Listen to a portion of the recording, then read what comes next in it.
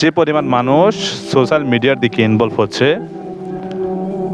আল্লাহ রাসূল সাল্লাল্লাহু আলাইহি সাল্লাম এগুলোর কথা বলে গিয়েছেন কিনা, এরকম হবে কিনা, বা আল্লাহ তাআলা পবিত্র কোরআনের ভিতরে এটার কোনো ইঙ্গিত দিয়েছেন কিনা, আমি এই বিষয়টা আজকে বলতে চাইতেছি। এই বিষয়টার ইঙ্গিত এমনভাবে দিয়েছে, আমি যদি কথাটা বলি আপনার কাছে, এই কথাটা মনে হবে যে না, আল্লাহ তাআলা এই বিষয়টা এমনভাবে পরোক্ষ করেছে, এমনভাবে প্রত্যক্ষভাবে নিয়েছে যে এই সময়টায় বা আমাদের থেকে আরও 20-30 বছর পরে কি দাঁড়াবে, এই সময়টা যেন আল্লাহ তাআলা নিজে অবজারভেশন করেছে। পবিত্র কোরআনুল কারীমের ভিতরে আল্লাহ তাআলা বলেছেন, যদি কোনো ব্যক্তি ওই জেনা করে, বা যদি কোনো ব্যক্তি চুরি করে, বা যদি কোনো ব্যক্তি কোনো রকম অপরাধমূলক কাজ করে, ওই ব্যক্তির জন্য তার শাস্তি দাঁড়াবে কি, তার একটা সাক্ষী লাগবে, 2টা সাক্ষী লাগবে, বা 4টা সাক্ষী লাগবে। এক একটা অপরাধের জন্য সাক্ষী প্রযোজ্য। এখানে আল্লাহ তাআলা বলে নাই যে ভিডিও প্রযোজ্য, বা সে ওই সময় সিসিটিভিতে ভিডিও ফুটেজ আছে কিনা। বর্তমান সময়ে সিসিটিভির ফুটেজ দ্বারা বিচার করা হয়। এটা ফরেন্সিক ল্যাবে নিয়ে যায়, তারপরে দেখে ভিডিওটা রিয়েল কিনা, যদি রিয়েল হয় তাহলে এটা অনুযায়ী বিচার বিশ্লেষণ হয়। পাশাপাশি যদি সিসিটিভি ফুটেজ না থাকে তখন কি প্রয়োজন? সাক্ষীর প্রয়োজন।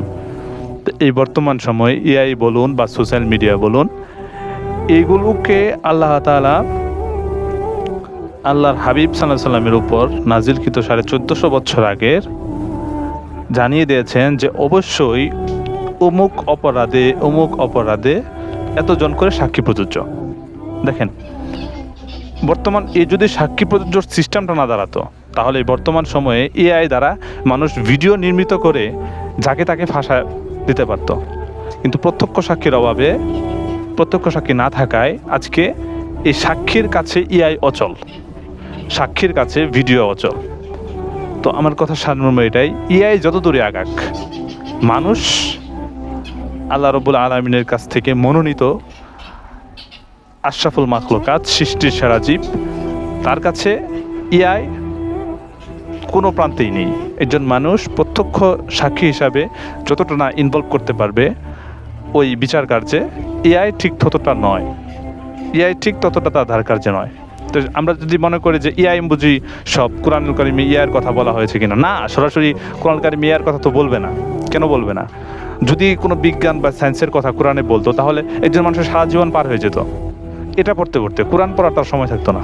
একজন মানুষ যদি সারা জীবন ওই ভূগোল তত্ত্ব নিয়ে পড়াশোনা করতে যাইতো, আর এটা যদি কোরআনে থাকতো, তাহলে সারা জীবন তার এই ভূগোল নিয়ে পড়াশোনা করে শেষ হয়ে যেত, তাহলে তার আর কোরআন পড়ার সময় থাকতো না। তা আল্লাহ তাআলা কোরআন শরীফে এই সায়েন্স, ভূগোল বা ইতিহাস এগুলো কিছু হিস্ট্রি দেয় নাই। আল্লাহ তাআলা একজন মানুষের তার নৈতিক জীবন, তার পারিবারিক জীবন, তার সামাজিক জীবন, এই সকল কিছু মেনটেন করে সে কীভাবে সমাজের বুকে একজন সুস্থ স্বাভাবিক মানুষ হিসাবে তার জীবন অতিবাহিত করতে পারে, আল্লাহ তাআলা সেই মেসেজগুলি কোরআনে দিয়েছে। তাই কোরআনে যে সায়েন্স থাকতে হবে, কোরআনে যে নাই, যে এরকম না। আপনি কোরআন নিয়ে রিসার্চ করেন, কোরআন নিয়ে গবেষণা করতে থাকেন, দেখেন যে নাই বলতে কোনো শব্দ নেই, কোরআনে অবশ্যই রয়েছে, কিন্তু আমরা সেটা কতটুকু নিজেরা নিতে পারি। আল্লাহ তাআলা কোরআনের মধ্যে বলেছেন, যারা জ্ঞানী তাদের জন্য আমি এখানে দর্শন রেখে দিয়েছি, তাদের জন্য আমি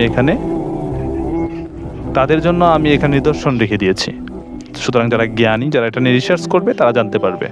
তাই কোরআনে ভূগোল, ইতিহাস, এআই যাই বলেন, আধুনিক প্রযুক্তি থাকতে হবে এটা কোনো কথা না।